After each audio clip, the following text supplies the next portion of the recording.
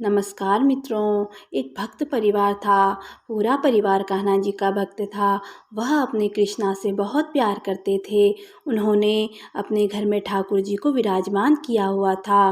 परिवार का एक नियम था, वह लोग कहीं भी बाहर जाते तो अपने ठाकुर जी के सामने माथा टेकते थे और जब वापस आते तो भी माथा टेकते थे और अपने कृष्णा का शुक्रिया अदा करते थे।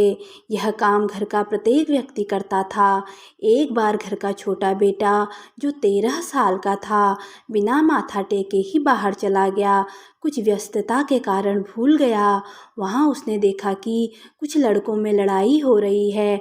वह भी वहाँ खड़ा हो गया। लड़के आपस में लड़ रहे थे। उन लोगों ने उसे दूसरी पार्टी का समझकर पकड़ लिया। एक लड़के ने कैंची निकालकर उसके गले पर वार करने शुरू कर दिए। उसने कई वार किए। तब तक उस परिवार का बड़ा बेटा आ गया और उसे देखकर बाकी के लड़के सब भाग गए। छोटा बेटा बेहोश हो गया था। बड़ा बेटा उसे घर ले आया। उसका खून बहता देख उसकी माँ घबरा गई।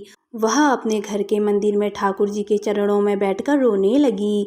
तब तक घर वाले छोटे बेटे को हॉस्पिटल ले गए। इधर उसकी माँ रोते हुए लड्डू गोपाल से कह रही थी, आप तो भक्तों के संग रहते हो, फिर भी यह सब हो गया। रोते रोते उसकी आंख लग गई और उसने देखा कृष्णा खड़े हैं और उनके दोनों हाथों से खून निकल रहा है। कृष्णा बोले, बेटी आज अगर मैं वहाँ ना होता तो तेरा बेटा मारा जाता।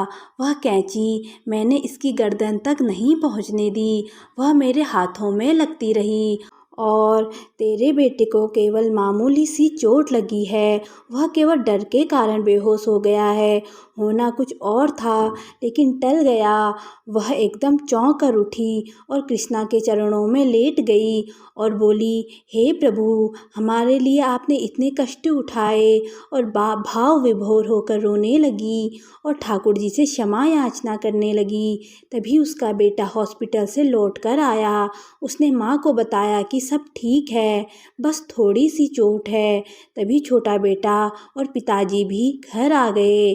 छोटे बेटे ने अपने माँ और पिताजी को सब बात बताई। मुझे भगवान जी ने बचाया है। कैंची तो उस लड़के ने लगातार मेरे गले पर मारी थी, लेकिन फिर भी चोट बहुत ही कम लगी। तब उसकी माँ ने परिवार को पूरी बात बताई। हमें भी अपने आराध्य के ऊपर पूरा विश्वास करना चाहिए और हर वक्त उनका शुक्रिया अदा करते रहना चाहिए। जय श्री राधे कृष्णा।